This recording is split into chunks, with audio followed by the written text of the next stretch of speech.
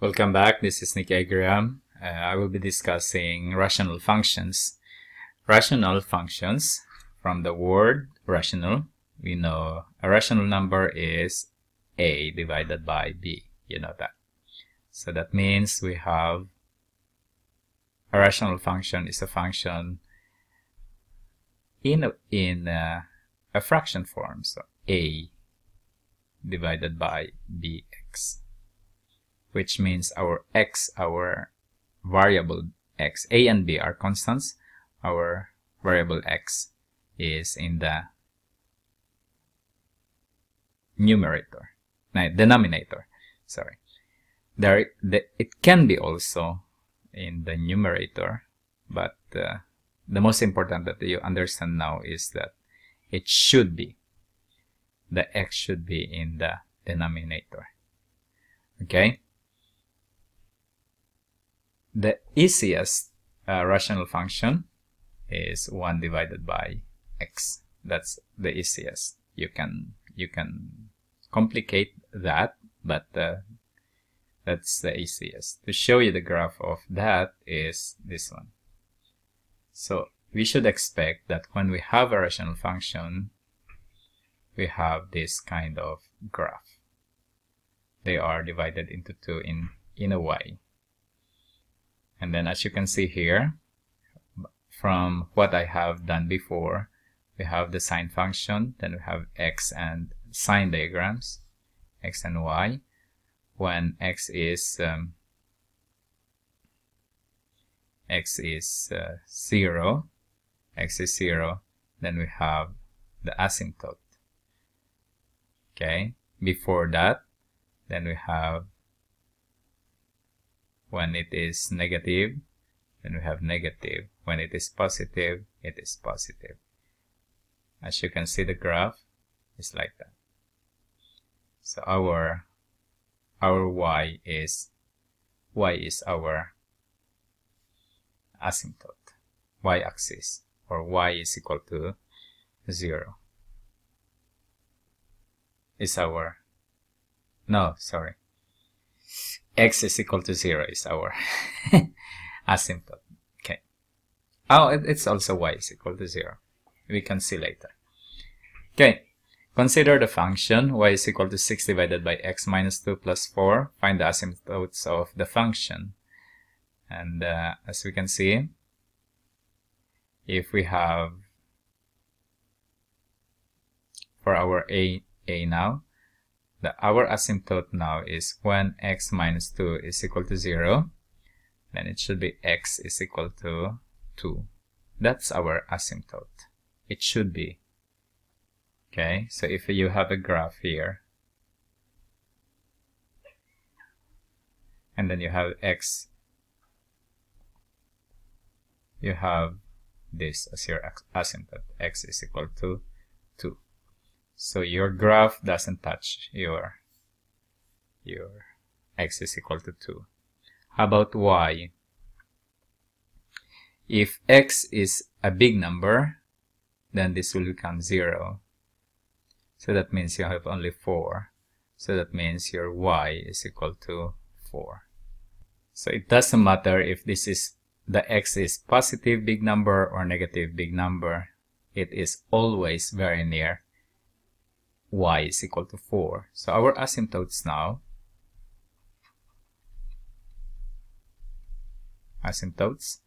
is we have x is equal to 2 and y is equal to 4. That means your y is equal to 4. 1, 2, 3, 4. Your graph should look like this, and then should look like that. Okay. So if I'm going to show you now my graph, my own graph, it should be like this. Okay. I hope you understood that. Let's see some more examples. Or before going to the next example, I think I need to discuss more because we didn't find the axis intercepts. We saw already the graph, But the axis of intercept is this point and this point. Okay? This one is when y is equal to 0. What will be the x? And here, when x is equal to 0, what will be the y? Okay, let's try for the first one. So when y is equal to 0, then we have a 6 divided by x minus 2 plus 4 is equal to 0. Minus 4 there, minus 4. And we have 6 divided by x minus 2 is equal to negative 4. If we multiply both sides of the equation by x minus 2, I will put that in parentheses. Then we have 6 times x minus 2 divided by x minus 2 in the parentheses is equal to, if I multiply to both terms, then we have negative 4x plus 8. This is 0. And we 6 is equal to negative 4x plus 8. Subtracted by 8, subtracted by 8. Then we have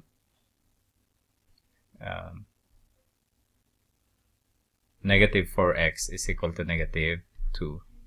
And our x is equal to 1/2, positive. So this one is 0 and, 1/2 and 0. Okay? The next one, when x is 0, so we have y is equal to 6 divided by 0 minus 2 plus 4. And we have negative 3 plus 4. Then we have 1. Y is equal to 1. It should be here. 1 here. So it should be like this. It should be 1/2. This 2, it should be like this. It should be like this. That's it. And then very near 4. Okay, now it is more. And then if you want to use what you have learned, the domain, for example, what is the domain? The domain is all x except when x is equal to 2. That's it. And range, you can see here now in our graph, in our sketch, then we see that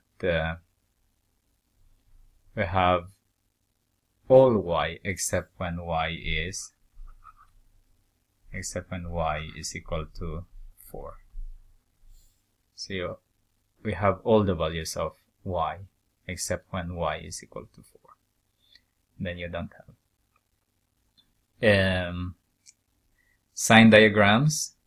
For example, we have x, y there. Then we have 1/2. And then we have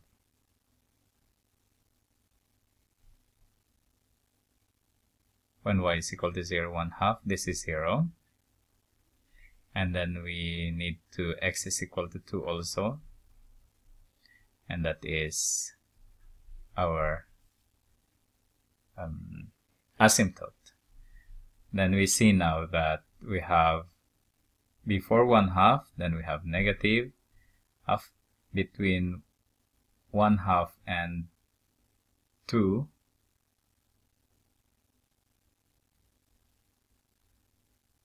when x is 2, between 1/2, we have 1/2 here, that's 0. That's positive, sorry. And then here is negative. And then after 2, then we have positive. Okay, that's it. This is important that you need to know. The domain and range, your intercepts. Okay, let's try another. Here it is. F of x is equal to 2x plus 1, x minus 1. We will do everything that we need to do. Okay? The first one, we need to find the asymptotes. Okay. Let's try. So if the easiest here is that find the x asymptote. So we have x minus 1 is equal to 0. It should not be equal to 0. That means when x is equal to 1, then it is not defined. So your first asymptote,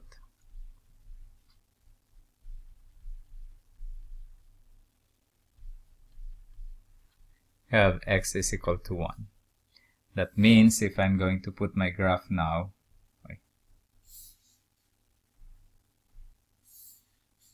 if I'm going to put my graph, I hope I can do it a little bit straight. That means this is my asymptote. That's it. Okay. How about y? Y is when you can see when x is very big. So 2 times very big number plus 1, x minus 1. This one have nothing to do with it. Then we can see that that your limitation will become when x is very big, then we have y is equal to 2x divided by x, and that is 2. And we have y is equal to 2. So if I'm going to put there now 1, 2, I will use another color so that you can see. That is my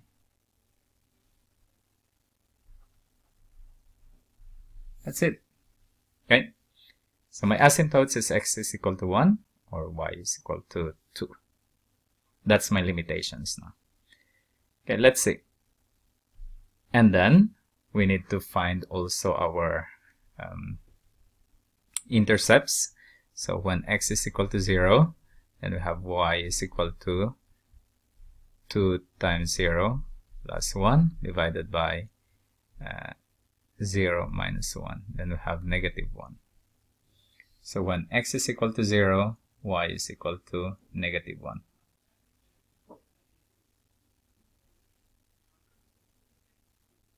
Here. Okay.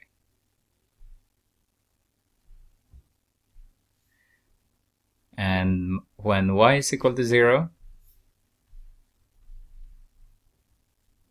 then we have 2x plus 1 divided by x minus 1 is equal to 0. And we have 2x plus 1. If we multiply both sides of the equation by x minus 1 is equal to 0. Then we have 2x is equal to negative 1 and x is equal to negative 1/2. So when y is equal to 0, we have x is equal to negative 1/2. There you go. That's my point. So I am expecting that it should become like this.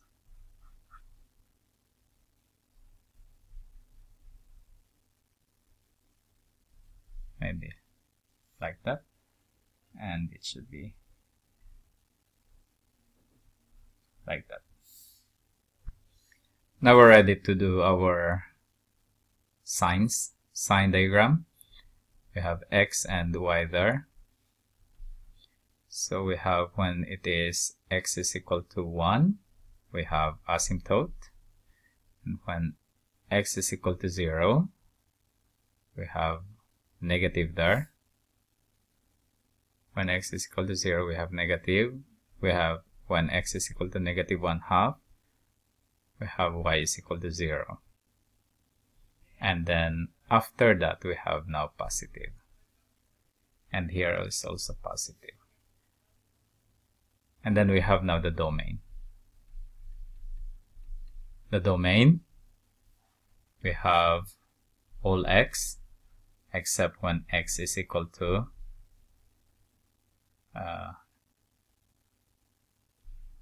is not equal to 1. And the range, all y except when y is equal to 2. That's our asymptote. So you can see how asymptotes can help you to find the domain and the range. Let's see. I am going to prepare my graph and let's see if we did it right. Here's my function. I have written it, and another function is my asymptotes. X is equal to 1, and then we have y is equal to 2, as you can see here. And then if I'm going to graph that, draw, this is now y is equal to 4, and this is now x equal to 1, as you can see there. Then it's almost similar to what we have. If you want to see, then I am going to solve y-intercept. I cannot see that. Wait a minute. Now it is better. Y-intercept.